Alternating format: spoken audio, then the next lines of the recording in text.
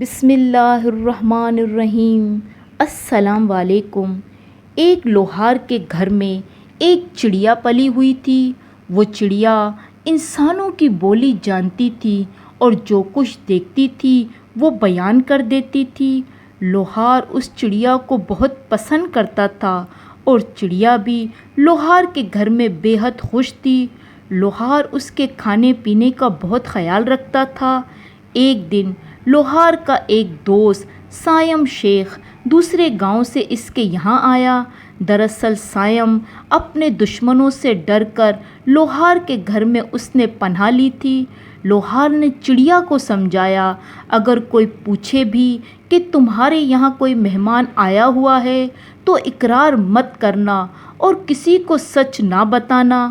لوہار کا دوست اس کے کاموں میں اس کا ہاتھ بٹانے لگا۔ سائم کے دشمنوں کو اندازہ تھا کہ وہ کہاں چھپ سکتا ہے، چنانچہ وہ لوہار کے گھر پہنچ گئے۔ انہوں نے لوہار سے پوچھا، سائم کہاں ہے؟ ابھی تو لوہار کچھ کہتا کہ فوراً چڑیا نے کہہ دیا، سائم اسی گھر میں ہے۔ دشمنوں نے گھر کی تلاشی لی اور سائم کو تلاش کر لیا۔ دشمنوں نے لوہار کی خوب پٹائی کی۔ پٹائی کرنے کے بعد سائم کو کھینچ کر وہ اپنے ساتھ لے گئے۔ لوہار کو چڑیا پر بہت غصہ آیا۔ اس نے چڑیا کو گھر سے نکال دیا۔ چڑیا ماری ماری پھرتی رہی۔ اس پریشانی میں اس کی ملاقات ایک طوطے سے ہوئی۔ طوطا بھی انسانوں کی بولی جانتا تھا۔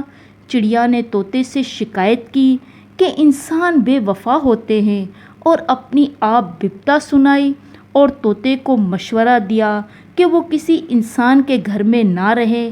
طوطے نے بڑے اعتماد سے کہا، زندگی گزارنے کے لیے عقل سے کام لینے کی ضرورت ہوتی ہے، میں تمہیں اسی لوہار کے گھر میں رہ کر بتاؤں؟ طوطا اپنے کہنے کے مطابق لوہار کے گھر پہنچا۔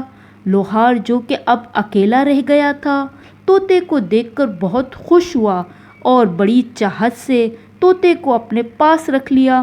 دونوں آرام سے رہنے لگے۔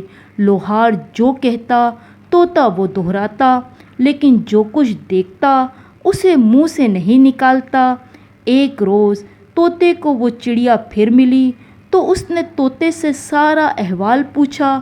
طوطا بولا، اللہ کا شکر ہے، بڑے آرام سے زندگی گزر رہی ہے۔ چڑیا نے حیرت کا اظہار کیا تو طوطے نے اسے سمجھایا، میں زیادہ نہیں بولتا، اپنے ساتھی کا بید نہیں کھولتا، جو کچھ میرا مالک کہتا ہے میں وہی کرتا ہوں۔ چڑیا نے کہا، ابھی دن ہی کتنے گزرے ہیں، ابھی تو شروعات ہے، دیکھنا ایک دن یہ لوہار تمہیں بھی گھر سے نکال دے گا۔ طوطے نے چڑیا سے کہا، میں اسے کوئی تکلیف نہیں پہنچاؤں گا تو وہ مجھے عمر بھر نہیں نکالیں گا، اچھائی کرو گے تو اچھائی ملیں گی۔ اب چڑیا کی سمجھ میں طوطے کی بات آئی اور اس کو اپنی غلطی کا احساس ہو گیا۔ پھر لوہار اور طوطا زندگی بھر ساتھ رہے اور چڑیا ان دونوں کو دیکھتی رہ گئی۔ اگر آپ ہمارے چینل پر نئے ہیں تو پلیز لائک اور سبسکرائب لازمی کیجیے گا تاکہ دلچسپ کہانیاں آپ کو بر وقت ملتی رہیں۔ ملتے ہیں ایک نئی کہانی کے ساتھ۔ اللہ حافظ۔